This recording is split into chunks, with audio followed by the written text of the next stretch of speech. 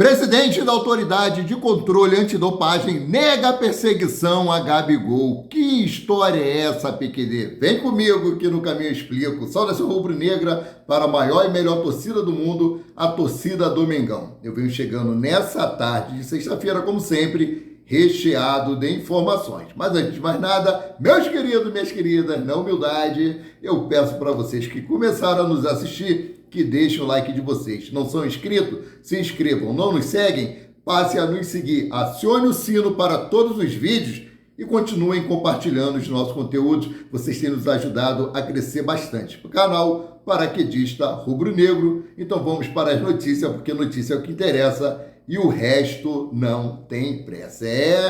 O elenco do Flamengo, após a folga de ontem, se reapresentou hoje no CT Ninho do Urubu e eu vou trazer informações para vocês. Aqui, ó.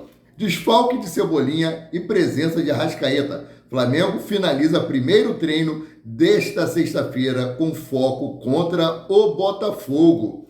O elenco do Flamengo se reapresentou na manhã dessa sexta-feira, dia 26, às 10 horas da manhã, no CT Ninho do Urubu. E os atletas titulares, diante do Bolívar, ficaram na academia por algum tempo, mas logo depois realizaram atividades leves no gramado, né? Importante destacar que todos os 7 atletas que não jogaram contra o Bolívar treinaram normalmente no CT Ninho do Urubu. Ou seja, a expectativa é que Arrascaeta, Alan, Léo Pereira, Eric Pulgar, Pedro Guilherme, Ayrton Lucas e Guilherme Varela sejam titulares no duelo contra o Botafogo. Outro ponto aqui muito importante é que a torcida do Flamengo comprou mais de 50 mil ingressos para o jogo contra o Botafogo. E a expectativa, portanto, é que tenha cerca de 55 mil rubro-negros no Maracanã, visto que ainda há entradas de gratuidade e cadeiras cativas e camarote, né? Vale destacar também que o Flamengo disponibilizou apenas 10% da carga dos ingressos para a torcida do Botafogo. Isso porque a diretoria botafoguense também cedeu apenas tal valor para os rubro-negros nos últimos jogos entre as equipes no Engenhão. Desse modo, os dirigentes do Flamengo aí adotaram a lei da reciprocidade, é a lei do retorno. Chumbo trocado não dói. Então, a torcida do Flamengo aí já comprou mais de 55 mil ingressos de maneira antecipada.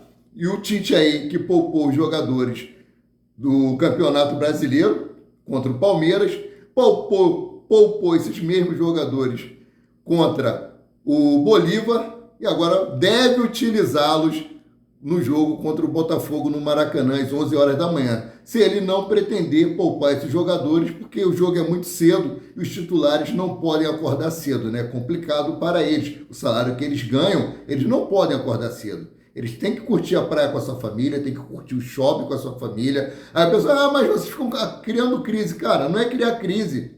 Nós estamos vendo o que está acontecendo. O pior cego é aquele que não vê.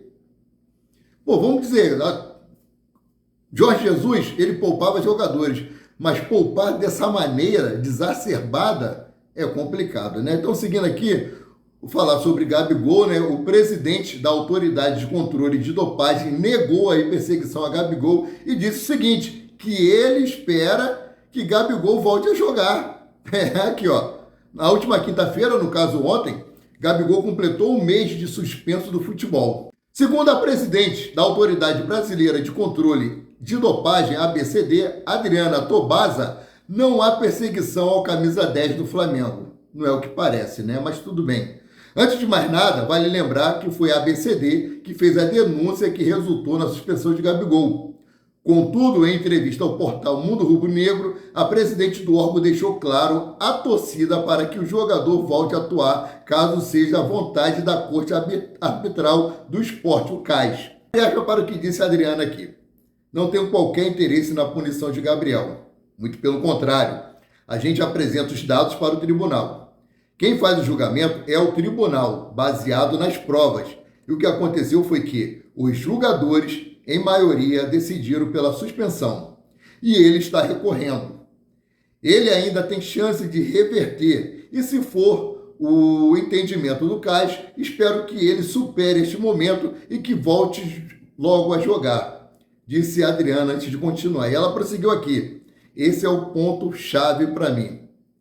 Abre aspas. Não há nenhuma reclamação sobre a conduta dos oficiais a ser apurada nesse momento. Ou seja, futuramente os fiscais que entraram em contradição, e uma outra juíza disse que eles fizeram de tudo para incriminar Gabigol, podem vir a ser julgados. Continuando aqui sobre o caso Gabigol. O julgamento corre no CAS, a quem as partes devem se dirigir nesse momento do processo. Sobre qualquer fato, afinal, o CAS publicará sua decisão, que será naturalmente comunicada à ABCD. Nesse momento, o processo está encerrado no Brasil, fecha aspas, finalizou a Adriana. Então, assim, eles estão falando que não tem perseguição ao Gabigol com relação ao CAS. No meu ponto de vista, a perseguição está, sim, dos fiscais que foram fazer a coleta do material.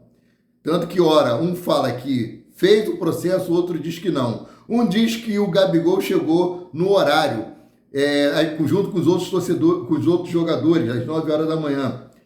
Ora, tem a imagem provando que Gabriel Barbosa chegou um pouco mais das 7 horas lá no CT Ninho do Urubu e já foi para a academia treinar. Então vamos aguardar para ver o que vai acontecer, né? Agora, voltando para Flamengo e Botafogo, sobre arbitragem. CBF tira Rafael Claus da escala do Flamengo e Botafogo e recoloca, sem ser informado o que houve, relata o ex-árbitro. Olha só, segundo o ex-árbitro Salvo Espíndola, a CBF retirou Rafael Claus da escala em seu site oficial na noite da quarta-feira. Cerca de 1 hora depois, o nome do juiz voltou a constar no clássico. Sabemos que o John Texon enviou um ofício pedindo para que Claus fosse retirado aí dessa partida.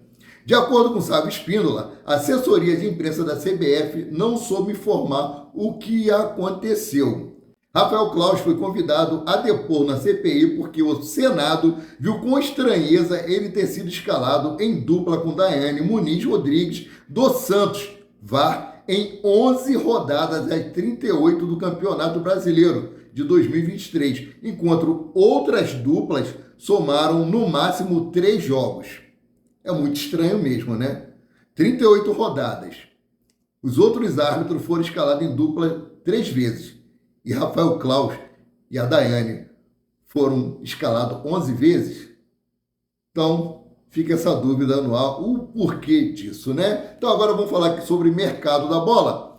Flamengo mira a contratação de Alex Sanches, afirma jornalista. De acordo com o jornalista argentino Uriel Lugic, o Flamengo aí se interessa na contratação de Alex Sanches do Inter de Milão da Itália.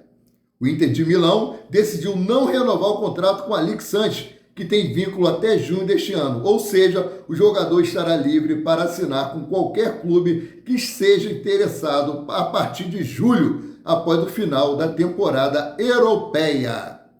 Importante destacar que Alex Sanches já tem 35 anos e, apesar da idade avançada, o atleta recebeu sondagens de outros clubes, além do Flamengo. São eles Galatasaray da Turquia, Udinese da Itália. No entanto, o jogador ainda não decidiu o futuro da carreira. Pretende focar as atenções até o último jogo pelo Inter de Milão. O que vocês acham de Alex Sanches? Eu não tenho muito a dizer, não conheço o atleta, eu dificilmente acompanho o futebol europeu, mas eu vou pesquisar para saber mais sobre esse jogador. Quem conhece ele aí, quiser opinar, o que vocês acham de Alex Sanches no Flamengo com 35 anos de idade? Davi Luiz tem sido alvo de crítica por causa da sua idade, né, que não tem entregado mais como entregava anteriormente. Lembrando que Davi Luiz, para mim, foi um dos destaques do jogo contra o Bolívar lá na altitude. Então, seguindo aqui, falando aí sobre mercado de transferência, Flamengo parte para contratar vice-campeão da Libertadores da América de 2021. Aí, presta atenção nessa matéria aqui do Romário Júnior do Bola VIP Brasil. Buscando melhorar o elenco de Tite, a diretoria flamenguista está conversando para repatriar o xodó da nação rubro-negra. É isso aí. Os dirigentes do Flamengo já têm um novo alvo para trazer o tão sonhado ponta-direita que o comandante sempre pediu. Trata-se de quem? Michael hoje no Al Hilal. As informações são dos jornalistas William Brum e Fábio Barcelos.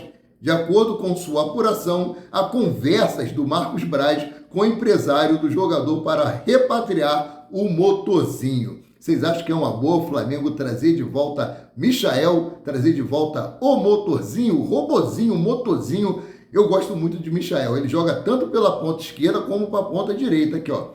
Na Arábia Saudita, Michael tem atuado bastante pelo lado direito do ataque e ido muito bem. Ele, por vez, é titular com Jorge Jesus e já está atuando no Al Hilal desde 2020. Marcos Braz tem conversa com o empresário e o jogador para repatriar. O Al Hilal não dificultaria o negócio com o mais querido e o jogador tem o desejo de retornar ao Brasil, revelou o comunicador, né? Vale lembrar que quando saiu do Flamengo, o atacante firmou uma promessa com Marcos Braz, que se voltasse ao Brasil, a sua prioridade seria o clube de regatas do Flamengo, né? Então, vamos ver aí o que vai acontecer, se realmente essa informação é verídica ou se é apenas um fake. Trouxe as fontes, trouxe aí o site que publicou e eu estou trazendo essa informação para vocês. Eu torceria muito para o retorno de Michael ao Flamengo. Deixou muita saudade o nosso robozinho, né? Então, galera, essas são as informações da parte da tarde. Eu fico por aqui, voltando a qualquer momento com mais notícias sobre o rubro-negro, mais querido e mais amado do Brasil e do mundo, o Clube de Regatas do Flamengo. Saudações!